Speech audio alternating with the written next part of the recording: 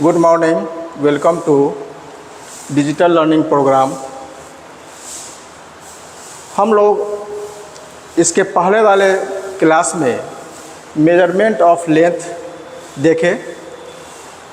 उस measurement of length में जो कि फंडामेंटल क्वांटिटीज़ है हमारा लेंथ, उसमें बहुत सारे मापने की विधियां हम लोग देखे। मेथड्स ऑफ मेजरमेंट का जो तौर तरीका होता है उसको देखे। उसमें डायरेक्ट और इनडायरेक्ट दो प्रोसेस होते हैं, जिसको कि हम लोग बहुत बृहत रूप से जो है उसका मेंशन किए थे।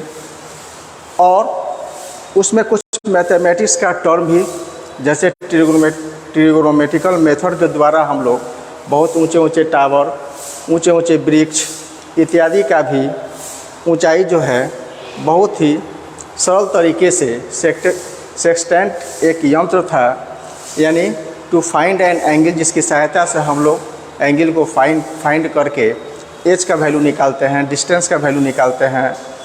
अननोन डिस्टेंस हो या अननोन हाइट हो, उसका हम लोग जो है बहुत अच्छे तरीके से उसके लिए हम लोग प्रयोग किए थे।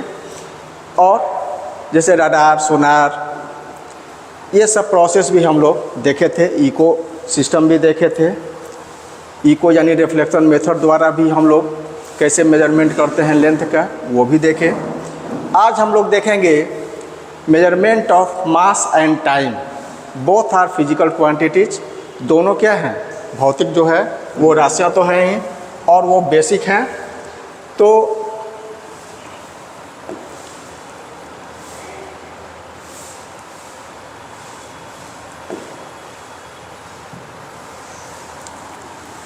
मेजरमेंट ऑफ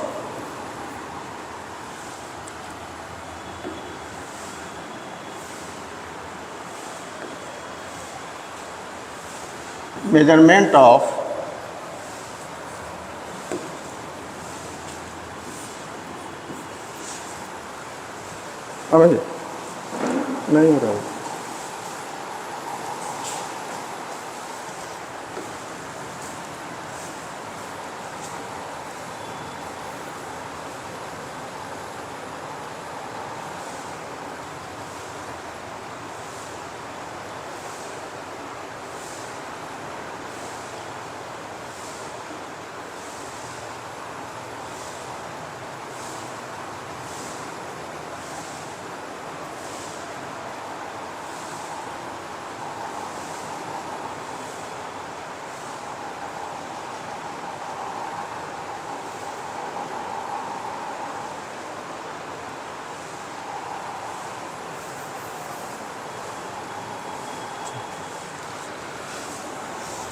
सॉरी, कुछ देर के लिए प्रॉब्लम हो गया था।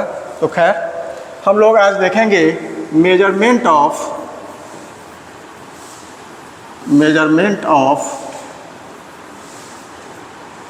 मास and time.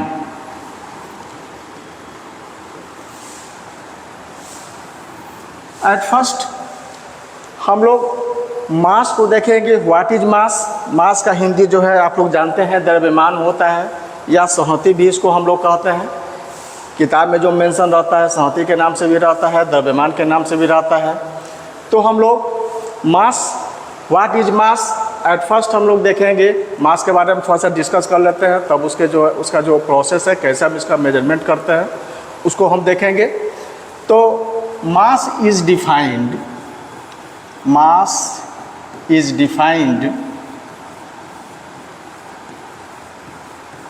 as the amount of matter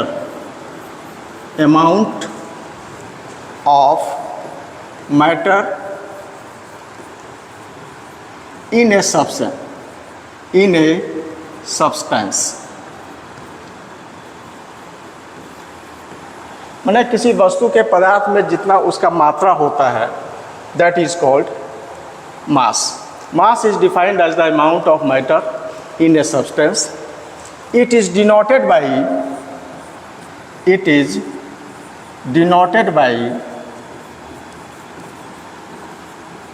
capital M, either capital M or small m। इसको हम लोग जो है डिनोट करते हैं किस चीज़ से, या तो कैपिटल एम से भी कर सकते हैं या स्मॉल एम से। और मास इज ऑलवेज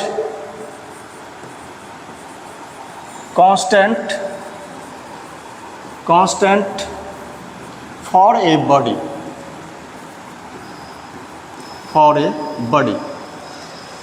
मास जो है यानी द्रव्यमान जो है हमेशा जो है क्या होता है, वो कांस्टेंट होता है, उसका मान जो है नियत होता है किसी भी बॉडी के लिए। कुछ भारी चीज़ भी होती हैं जिसको हम उठा नहीं सकते हैं, कुछ हल्की चीज़ें भी होती हैं जिसको आसानी से हम यहाँ से वहाँ तक रख सकते हैं। तो मास इज क्या होता है, वो ऑलवेज कांस्टेंट होता है किसी चीज़ की बॉडी से। यदि उस बॉडी में बहुत सारे वेट हों, हालांकि मास और वेट का रिलेशन तो मतलब चलता रहता है, लेकिन यहाँ पर हम सिर्फ इंडिविजुअल मास के बारे में जो है वो स्टडी करेंगे। तो हम लोग जो है यहाँ पर लिखे हैं मास is always constant for a body, यानी किसी भी वस्तु के लिए, किसी भी पदार्थ के लिए, किसी भी चीज़ के लिए यह हमेशा इसका मान क्या होता है, कांस्टेंट होता है। देयरफॉर इसके लिए जो फार्मूला होता है mass equal to volume into density.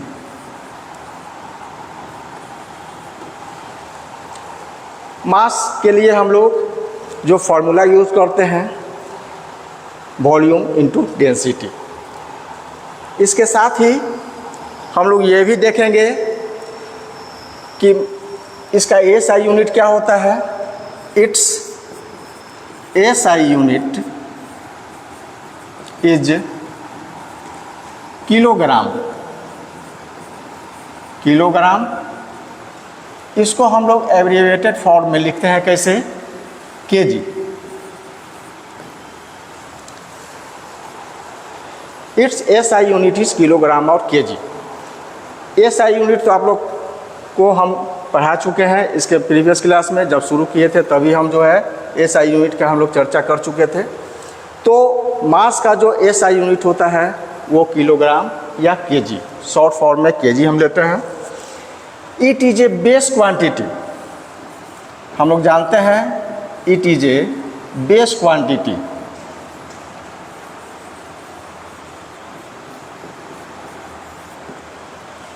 यह जो है एक बेस क्वांटिटी है, आधार मतलब जो इसको मात्रा कह सकते हैं। चूँकि यह फंडामेंटल क्वांटिटीज़ में आता है, तो 7 फंडामेंटल क्वांटिटीज़ है, उसी में से एक जो है मास है। तो इसको हम लोग बेस क्वांटिटी के नाम से भी जानते हैं। और इसके साथ ही यह क्या होता है, एक स्केलर क्वांटिटी होता है। क्यों? It has only magnitude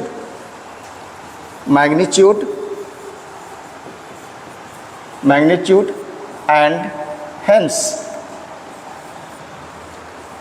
it is a scalar quantity.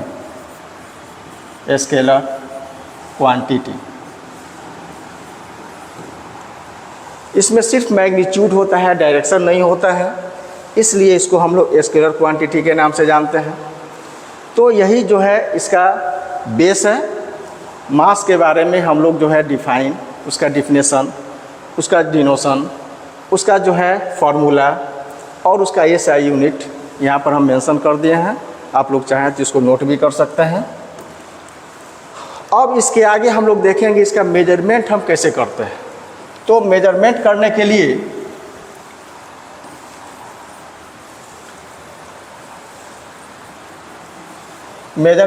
के लिए कुछ मेथड्स हैं, प्रोसेस हैं, जिसको कि हम लोग अभी देखेंगे।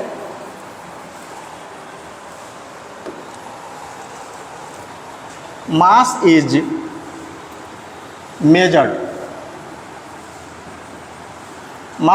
Measured by an ordinary balance. Mass को हम लोग ऐसे प्रैक्टिकल रूम में आप जाइएगा तो बहुत सारे मतलब जो है इंस्ट्रूमेंट हैं इसको मापने के लिए, जिसमें से स्प्रिंग बैलेंस मिल जाएगा, लीवर बैलेंस मिल जाएगा, पैन बैलेंस मिल जाएगा, बीम बैलेंस मिल जाएगा। तो as for example what is the method to measurement of mass, that is pan balance, इसके अलावे हम लोग बीम बैलेंस के द्वारा भी इसका मापन कर सकते हैं। इसके अलावे लीवर बैलेंस, देखते हैं बड़े बड़े गाड़ियों को जो है लीवर के द्वारा उठाकर, यानी उसका भी जो है कुछ मास इंस्ट्रूमेंट होता है। लीवर बैलेंस के द्वारा भी हम मास की गणना कर सकते हैं। और भी स्प्रिंग बैलेंस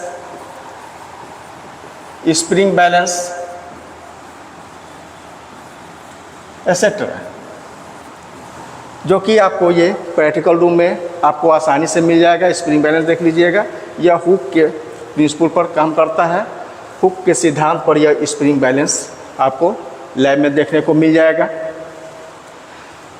इसके अलावे बहुत सारे प्रोसेस और भी हैं, जैसे जब हम प्रयोग करते हैं तो प्रयोगों के आधार पर जो वस्तु विराम में होता है, एट रेस्ट होता है, उसको गति में लाने के लिए एक बल की आवश्यकता होता है, जो बल जो है द्रव्यमान पर निर्भर करता है। अब मान लीजिए कोई बहुत भारी वस्तु है तो उसमें तो हमको एक्स्ट्रा बल लगाना पड़ेगा। और छोटी कोई वस्तु है, जैसे मान लीजिए कि कलम है, पेन है, तो उसको हम आसानी से उठा सकते हैं। लेकिन मान लीजिए कोई बहुत बड़ा चट्टान है, पत्थर है, तो उसको हम कैसे उठाएंगे? तो उसके लिए अलग इंस्ट्रूमेंट का व्यवहार करेंगे। तो there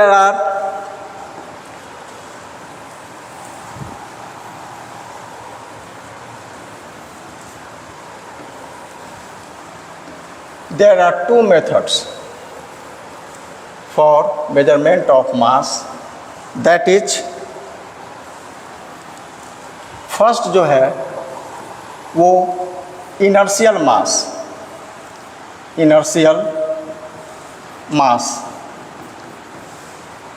यानी जड़त्वीय द्रव्यमान। इनर्शिया के बारे में आप लोग पढ़ चुके होंगे 9th में, और मास भी आप लोगों को जो है मिल ही गया होगा, लेकिन कुछ इसके अलावे जो है हम यहाँ पर कुछ उसकी चर्चा कर दिए हैं ताकि आपको मास समझने में दिक्कत नहीं हो। इनर्शिया तो आप बहुत आसानी से समझ रहे होंगे, इसको हम लोग हिंदी में जड़त्व या जड़ता कहते हैं। तो इसमें क्या होता है कि हम जब प्रयोग करते हैं लेबोरेटरी में, तो अभी जैसे हम बोले कि बहुत जो वस्तु यदि भारी है तो उसको हमको उसका द्रव्यमान निकालने के लिए कुछ दूसरे तरह का मेथड प्रयोग में लाना पड़ेगा, और यदि हल्की है तो उसके लिए हम अलग प्रोसेस का इस्तेमाल करेंगे। तो इनिशियल मास को हम लोग क्या करते हैं कि इसको निकालने के लिए हम बहुत सारे मेथड का प्रयोग कर सकते हैं, और इसमें जो है भारी वस्तु हो या हल्की वस्तु हो, उसके लिए भी जो है हम प्रोसेस में कुछ इंस्ट्रूमेंट को ला सकते हैं। सेकेंड होता है ग्रेविटेशनल मास, ग्रेविटेशनल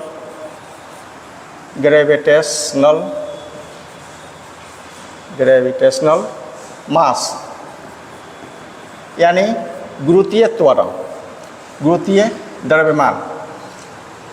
तो ग्रेविटेशनल मास में क्या होता है, इसमें जो है वस्तु का रंग, आकार, ये सब जो है द्रव्यमान पर निर्भर नहीं करता है। गुरुत्वाकर्षण में एक आप लोग पढ़े होंगे स्मॉल g, गुरुत्वीय त्वरण, तो उस पर बहुत सारे चीज़ डिपेंड होते हैं, लेकिन इसमें रंग, रूप, आकार, ये वस्तु किस प्रकार का है इससे हमको मतलब नहीं रहता है। तो इसलिए इसको ग्रेविटेशनल मास के रूप में हम लोग जानते हैं। और इसको मेजर करने के लिए हम लोग फिजिकल बैलेंस, जो कि फिजिक्स प्रैक्टिकल रूम में आपको मिल जाएगा, फिजिकल बैलेंस के द्वारा यानी भौतिक तुला के द्वारा हम लोग ग्रेविटेशनल मास को हम लोग क्या करते हैं, कैलकुलेट करते हैं, इसका मेजरमेंट करते हैं। और भी बहुत सारे प्रोसेस हैं जिसको कि हम लोग करते हैं मास को मेजरमेंट करने के लिए। अब हम लोग देखेंगे कि टाइम का मेजरमेंट कैसे करेंगे हम लोग। टाइम क्या चीज़ है? एट फर्स्ट हम लोग डिफाइन करते हैं टाइम को। तो time is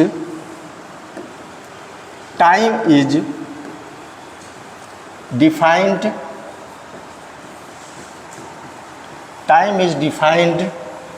as the progression of events।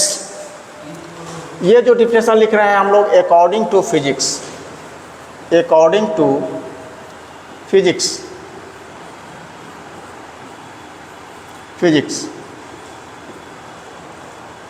Time is defined as the progression of events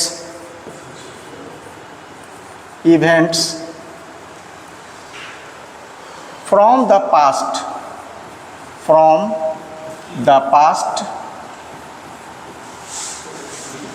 to the present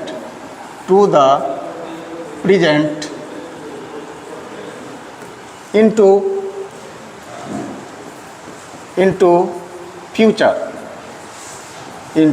future. हम लोग टाइम तो हम लोग ऐसे जानते हैं कि समय, इसका हिंदी होता है समय। तो समय को हम लोग कैसे डिफाइन करेंगे? तो टाइम जो होता है अकॉर्डिंग टू फिजिक्स के अनुसार हम इसकी कैसे परिभाषा दे सकते हैं, कैसे इसको डिफाइन कर सकते हैं? तो यह जो है प्रोग्रेशन ऑफ इवेंट्स, बहुत सारे जो इवेंट्स होते हैं उसका प्रोग्रेशन को वह दर्शाता है। कैसे? पास्ट से प्रेजेंट, पास्ट में भी, प्रेजेंट में भी, और फ्यूचर में वो जाके क्या होता है? लास्ट हो जाता है। तो प्रेजेंट के लिए भी हम लोग टाइम मेजरमेंट का इस्तेमाल करते हैं, पास्ट के लिए भी करते हैं, फ्यूचर के लिए करते हैं। लेकिन जब यही डिफिनेशन को हम लोग मैथमेटिक्स में देखें, in math what is the definition of time, तो it is defined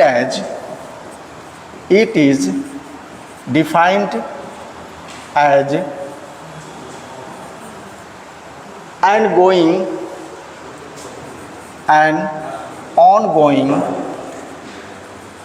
ongoing and continuous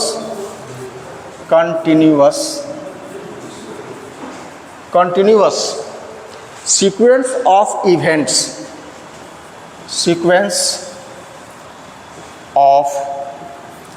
events that occur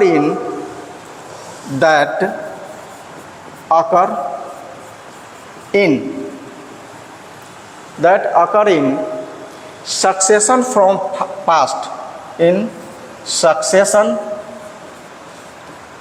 from past,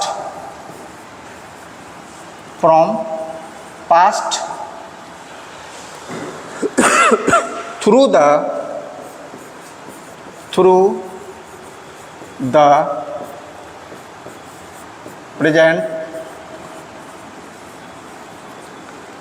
present and to the future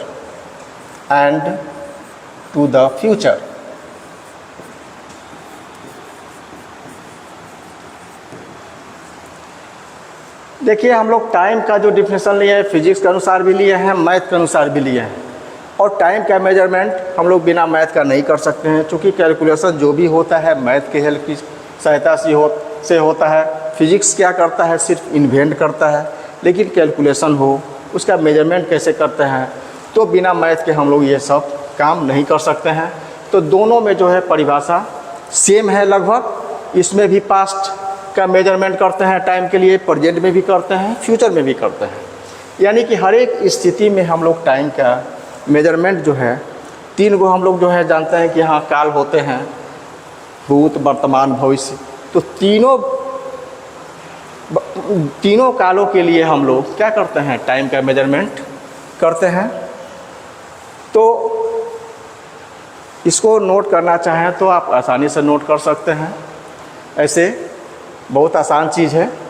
हम लोग बस सिर्फ इतने दिमाग में रखेंगे कि समय का जो मेजरमेंट होता है वो प्रेजेंट में भी कर सकते हैं, पास्ट में भी करते हैं और फ्यूचर में भी करते हैं। तो अब इसका मेजरमेंट देखेंगे कि कौन कौन से प्रोसेस हैं जिसके लिए कि हम लोग इस मेथड का उपयोग करेंगे।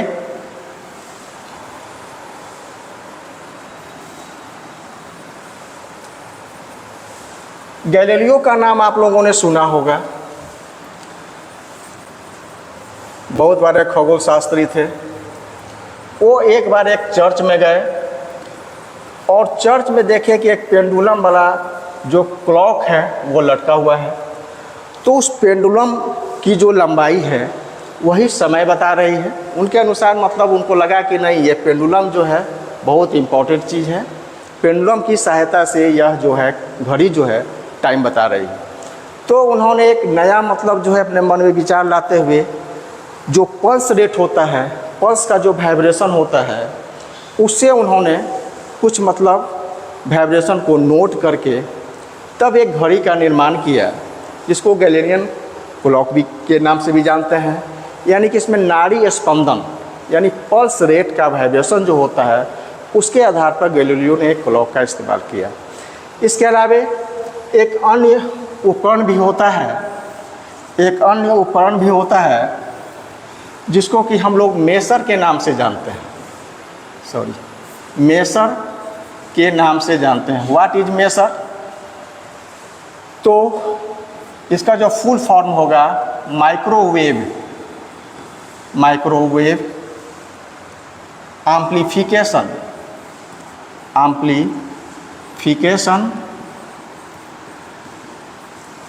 Bye stimulated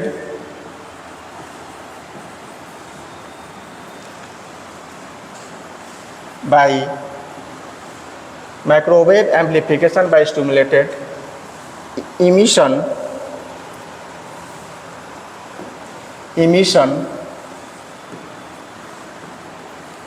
of radiation।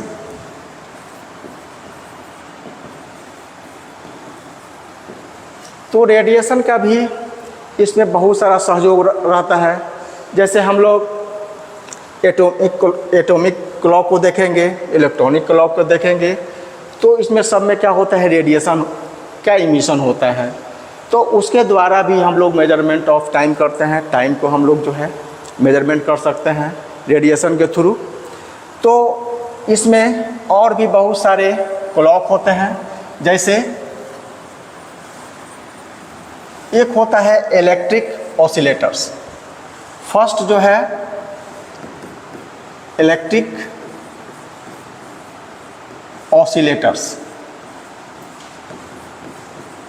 Oscillators जिसका हिंदी होता है विद्युत दोलित्र। तो विद्युत दोलित्र जो है, जैसे कि हम नाम से यहाँ देख रहे हैं इलेक्ट्रिक ऑसिलेटर्स, मतलब इलेक्ट्रिक का इसमें यानी अल्टरनेटिंग करंट के सहयोग से जो रोटेशन होता है, घूर्णन होता है, उसके लिए बहुत कम समय अंतराल के लिए इस मेथड का प्रयोग किया जाता है, इलेक्ट्रिक ऑसिलेटर्स। ऑसिलेशन का मतलब क्या होता है, जैसे पेंडुलम जो है, जैसे मान लीजिए एक हुक से हम लोग एक बॉब को लटका दें और इसको ऑसिलेट कराएं, तो ऑसिलेशन जो है क्या होता है, ये जो है एक बार ऑसिलेट करके यहाँ पर आएगा, फिर ऑसिलेट करके यहाँ पर जाएगा। तो यहाँ से एक बार यहाँ, फिर यहाँ से लेके यहाँ, यही एक ऑसिलेशन होगा, वन ऑसिलेशन। तो इसको हम लोग एक वाइब्रेशन भी बोलते हैं। और वन ऑसिलेशन या वन वाइब्रेशन इक्वल टू क्या होता है, 1 साइकिल पर सेकंड होता है। तो इस तरह से जो पेंडुलम आपके घड़ी का यानी क्लॉक का जो मूव करता है और एक ऑसिलेशन जो है वो हमको बताता है, यानी एक वाइब्रेशन बताता है, that is equal to 1 second के बराबर होता है। वो 1 सेकेंड के इक्वल होता है, जो कि बहुत सारे साइंटिस्ट, खगोल शास्त्री हम लोगों को इसी वाइब्रेशन यानी ऑसिलेशन पर ही इस सेकेंड यानी टाइम की जो है कैलकुलेशन को हमको बताए।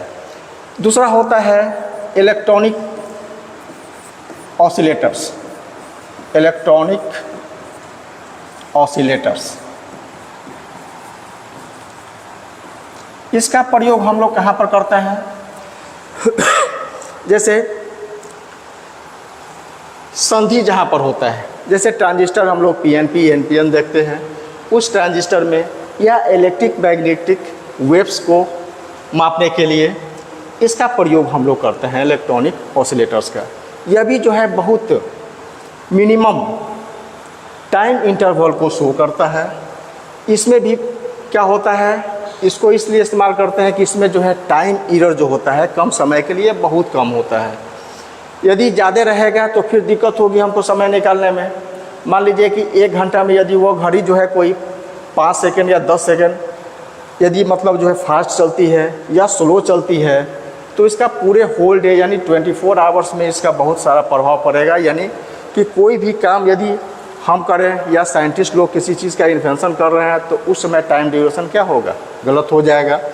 तो इससे बचने के लिए वो लोग क्या किए, इलेक्ट्रॉनिक ऑसिलेटर्स का प्रयोग किए। ठीक है। थर्ड है सोलर क्लॉक। सोलर क्लॉक यानी सौर घड़ी। तो सोलर क्लॉक का भी इस्तेमाल हम लोग सूर्य के चारों तरफ जो पृथ्वी परिक्रमा करती है, तो कितने समय अंतराल में वह जो है एक परिक्रमा करती है, तो उसके लिए सबसे उचित जो क्लॉक साइंटिस्ट लोग प्रयोग में लाए, दैट इज सोलर क्लॉक का जो है प्रयोग किए। इसको जो है हम लोग पृथ्वी के परिभ्रमण के लिए सूर्य के चारों तरफ जो परिक्रमा पृथ्वी करती है उसके लिए एग्जैक्ट समय अंतराल को निकालने के लिए साइंटिस्ट लोग सोलर क्लॉक का इस्तेमाल करते हैं। 4 है crystal quartz. Crystal quartz clock, यह भी बहुत ही इम्पोर्टेंट मतलब जो है क्लॉक होता है। इसमें क्रिस्टल का हम लोग प्रयोग करते हैं और इसका जो एक्यूरेसी होता है वो बहुत ही मतलब जो है अच्छा होता है। इसका एक्यूरेसी जो है 10⁹ सेकेंड इक्वल टू 1 सेकेंड को शो करता है। इसका मतलब क्या होता है, इसका जो एक्यूरेसी है क्रिस्टल क्वार्ट्ज क्लॉक का, यह जो है बहुत ही कम ईयर को शो करता है। यानी 24 आवर्स में यदि शो करेगा तो 1 सेकेंड। और जैसे इसमें भी हम लोग ऑसिलेशन का प्रयोग करते हैं, वाइब्रेशन का प्रयोग करते हैं, और वो जो है 1 सेकेंड के बराबर ईयर होता है। कब? 24 आवर्स में। ठीक है। इसके अलावा एक अन्य घड़ी का प्रयोग करते हैं जिसको कि हम लोग एटॉमिक क्लॉक के नाम से जानते हैं। एटॉमिक क्लॉक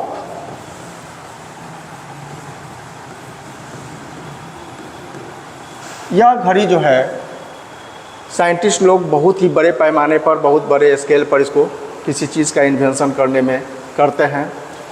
इसमें जो है इसको हम लोग सीजियम एटॉमिक क्लॉक भी कहते हैं, एटॉमिक क्लॉक भी कहते हैं। Caesium atomic clock, caesium atomic clock में सीजियम 1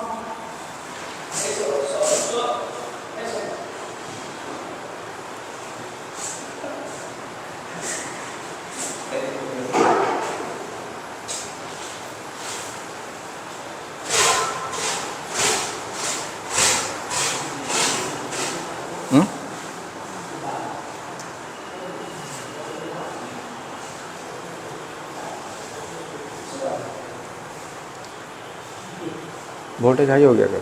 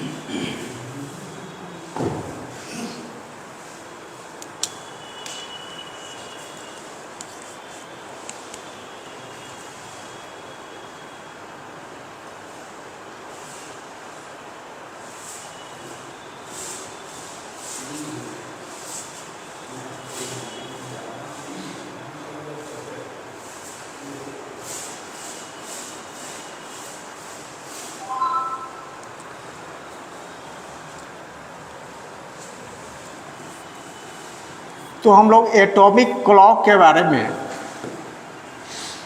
देख रहे थे। इसमें हम लोग सीजियम